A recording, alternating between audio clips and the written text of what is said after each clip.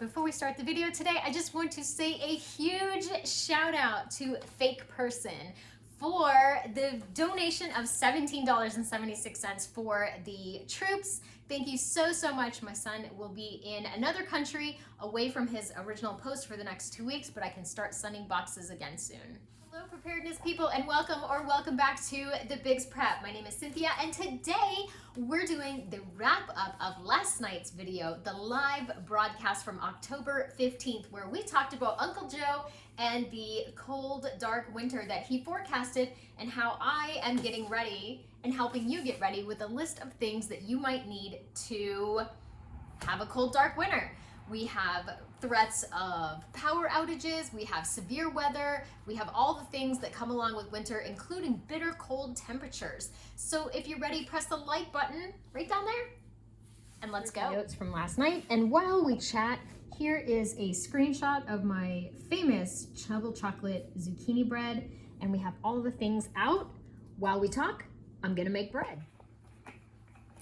Okay, so the cold, dark winter. The first thing that we talked about in the chat was having a plan.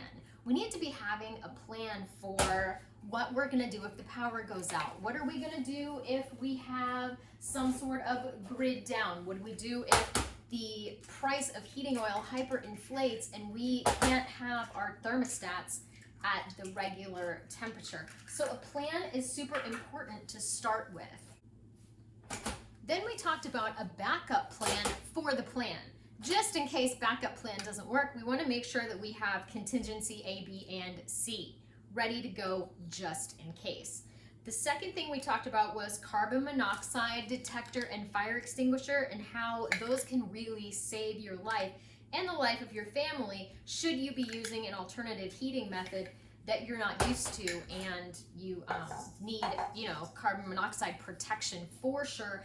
And if you're using space heaters, you're gonna need a fire extinguisher close, especially because, the factor of small children, candles, those tea light, rocket stoves, there's all kinds of things where you could need a fire extinguisher. Those are very important. Plastic sheeting and tarps. We talked about plastic sheeting and tarps to be able to block off a room, block off a window, block off a door, maybe things that we're not using, so that we can keep the heat in and the cold out. Duct tape. Duct tape is a prepper's best friend. You gotta have duct tape. Next up, sleeping bags and warm blankets. We even talked about those foil space blankets. Those are amazing, and I told some stories about when I was a little girl in Maine, how my parents had, is that baking soda? Yeah, baking soda. Okay, how my parents had us sleep with cold weather sleeping bags inside of our bed. We slept together, we slept with hats on, and we had those foil blankets because it was the oil crisis of the 70s. We talked about having a thermos, because when you make your hot coffee or hot tea in the morning, you can drink hot liquids all day long without having to use energy to warm that back up. We talked about space heaters and accessories, flashlights, click lights, those click lights from the Dollar Tree, fantastic addition to not having to turn on a traditional light. You can just click that on and, save yourself some electricity. Candles and tea candles. Y'all know that I'm not a huge fan of candles. However, they do produce heat. Make sure that you're using safety when you do that. Lanterns, still important, those old-fashioned oil lanterns. What a lovely glow those put off. Camp stove for cooking. If there's no power, you're gonna want some hot food, and that leads me to my next one, which is food. Easily heatable food, or heat up easy food, or whatever. That is such an asset. If you have a can of Dinty Moore, some ravioli, and one of the people in the chat said that her husband ate ravioli cold out of a can, and that he wouldn't be bothered at all by not heating it up, which I cannot do that. An emergency radio. When comms go down, when the power's out, it's still important for you to know weather that might be coming and any alerts that apply to your area. Solar chargers, and just chargers in general to keep your devices charged. It's important. A generator. Listen, everybody puts generator on their list, and I gotta say, it's not exactly easy for people in an apartment or people in a condo or what have you to use those type of things. Use a generator because they may not have the space or the skills or know-how.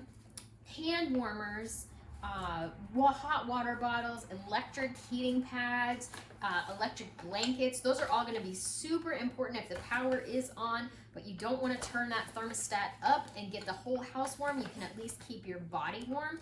And Paula suggested those rice bags. Oh my goodness, great tip from Paula. And I didn't put that on my list. I have some of the smartest subscribers out there, and y'all just always surprise me, but in the best way. Then we talked about extension cords, which, you know, make sure you're practicing safety with those as well. And faucet covers, pipe insulation. I did a video recently about things to get from Lowe's for winter, and pipe insulation was on there. It's an investment. It's not a huge investment, and you will thank yourself when you don't have to deal with frozen pipes. Warm clothes, mittens, hats, your layers, your long johns, your thermals. That's really important. And then we talked about instant coffee and beverages that easily heat up, so you can make your thermos of hot water in the morning and have 3 or 4 different beverages throughout the day to warm you up. Books.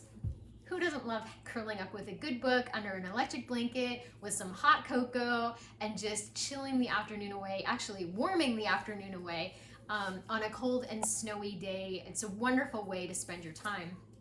And then make sure that you have your first aid. My video next week, we practiced our first aid. My son cut his finger very badly and probably needed stitches. I'm gonna say definitely needed stitches, but it is an hour drive to a hospital, and I was not close to him. So by the time I got home, I think it would have been too late to go to the doctor and get stitches. The oven's ready. So look for that video soon. Just so you can see what the battery is supposed to look like. Oops, I got some on the mixer. Another thing I'd like to address is in the chat, there was a subscriber called Hoosier Mama, and like the Indiana Hoosier, and she was pretty upset with my reference to that guy that lives in a big white house as Uncle Joe, and also number 46. She said that I was being extremely disrespectful. She unsubscribed along with about 10 other people last night, and they found that my comment that he had predicted a cold, dark winter to be disrespectful to the office that he holds as the commander. But I think I was being as respectful as I could to an institution that wished a certain number of people in our country last Christmas a winter of death.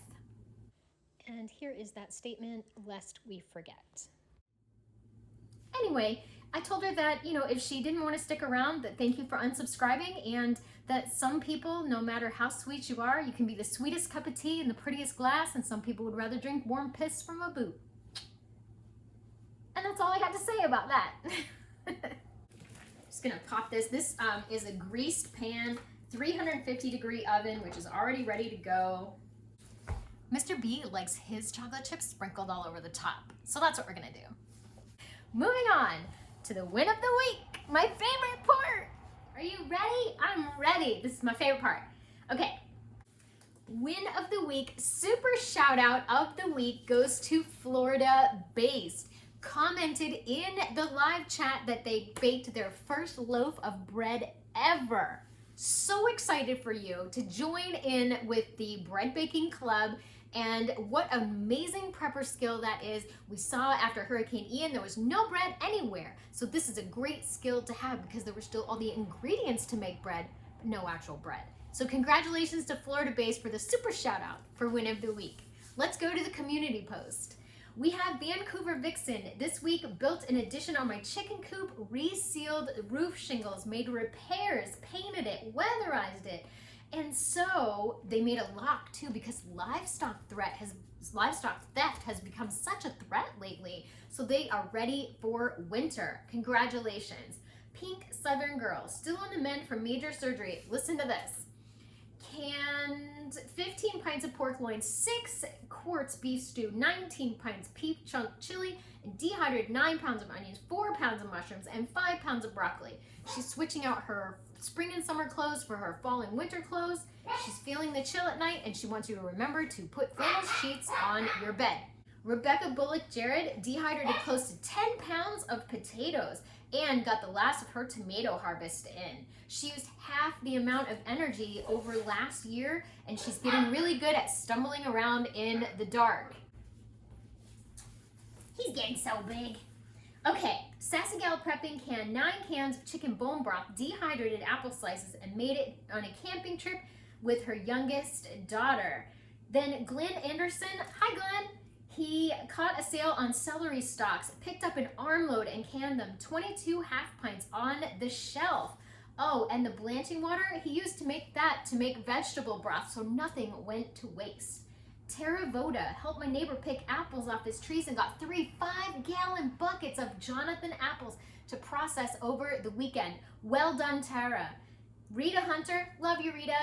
Rita went to the food pantry today and got a lot of goodies, breakfast burritos, biscuits, and a whole 24 dozen eggs she shared with her friends and her neighbors and still has 6 dozen left. She's gonna be very busy this weekend. She also got some strawberry starts in and ready to plant. Holly Cowan filled up one of her water jerrys. Still have a few more to go, but that feels good to her. Better to have them sitting around filled than empty. She also experimented by making gluten-free pizza for the first time. It was a mess, but she said that it turned out great once she got it all done. And she wants to know about gluten-free recipes. Well, I have a whole nother channel called The Biggs Homestead Kitchen. It's been a minute since I posted over there, but go over there if you're gluten-free or if you need tips on meal planning, saving money on meals, or anything like that, because I have a whole channel, 2 years worth of videos over there. USMC 935, love, love, love you guys and your support that you give to the community. My daughter and I moved things around and made a space to grow herbs and greens indoors in the winter. It's a permanent space to set up garden seedlings as well. Lori's Thrifty Kitchen Pantry. Win of the week is an unexpected job interview. Praying this one works out. She would love it. Only just started interviewing. Not sure when she'll hear anything, but fingers crossed. So let's say a prayer for Lori. Next up, Azure Morgana, canned apples. And PBS Kids has a new game online about preserving food for winter. It's a point and click game for children. So if you want to check that out for your kids, it sounds like a family friendly one. I have not checked it out yet. Sits and Giggles, of course you know I love that name. My win of the week comes after everyone else's. The win of the week, local apples at the local orchard, 60 cents a pound for normal apples and 79 cents a pound for the fancy ones. A lot of homemade applesauce and apple pie filling getting preserved over the weekend. Let's see. Megan Donahue bought duck and chicken eggs and put them in lime water. Also started a 90 and 90 for cleaning 3 parts of my home. She's been walking a mile every day. Good for you, Megan. Katie Tratnell, love you, Katie. Katie bought 80 pounds of chicken quarters, portioned out and froze them, organized her pantry spices, and pulled up tuna that was expired this month. Went upstairs and now she's all insulated and drywalled and the contractor's working on mudding. She was able to return some building supplies and get the money back for that, and homemade pumpkin bread and made homemade granola using her pantry staples. Way to save some money on that. Michelle J, who was in the chat last night, Michelle J canned chicken and ham stock, and I have more meat to can. I've been working on a bathroom remodel, went to the laundromat and met my new neighbor there. Line drying clothes. The most important is I played with my love bug pup and got a 3-day weekend with my husband. Congratulations, Michelle. Those weekends to work on your marriage are really important. Karen Bell canned 14 quarts of free baby potatoes, my favorite price, free, and 8 quarts of chili starter with produce from her garden. Marilyn Zeismer. Oh, that tater! It's editing me here, and I realized that Marilyn didn't get her shout out. Marilyn got a bunch of produce, including some sweet potatoes from one of her customers who got a food box and brought her all the stuff that she wouldn't use. And she found ribs for $2.99 a pound. That's a great deal. Paula Hensley, win of the week, 6 quarts of chicken, 3 beef roast, 3 pork, and 6 pints of ground beef. She's dehydrating a ton of stuff, and she went to visit her aunt in the nursing home. So important right now to make connections with those loved ones. Kendra, full of joy. If you haven't checked out her channel, listen, her Porsche is so cute, and she showed everything, and it's adorbs. Kendra says, filling big food safe buckets with sugar and rice for prepper storage. Alicia Bray cleaned 2 5-gallon buckets and filled them with rice for long-term storage, vacuum sealed flour, and put it up for long-term storage too. Funyun Maker, win of the week, she made 15 pounds of venison kielbasa and canned another 15 pounds of ground venison as well. That is fabulous. Amy Shamblin, she got a dozen large eggs for free with a coupon. They used to be $1.49, and now the receipt says I saved $3.49. So that's double her savings over what it would have been like a year ago. So make sure that you're using those coupons, and if you get a win of the week, put that in the community post. Usually do that on Thursdays. Last up, Tammy Hughes. Tammy's been canning hamburger. She got some kitten food for her friends Barn Cats and Deer Corn because they got to eat too. I just want to say thank you so much for commenting on the community post with your win of the week. And it's my favorite part of being a YouTuber is hearing the wins out there, because there's so much bad news. And I know there are people in the chat, myself included, that are just so inspired by all of you getting up and doing all the things, the canning, the dehydrating, the shopping, the preserving, the stocking up, the changing over, the buckling down. And I just find it very inspiring. So thank you so much. And remember, everybody, I'd rather be, what? A year early than a day late. Bye.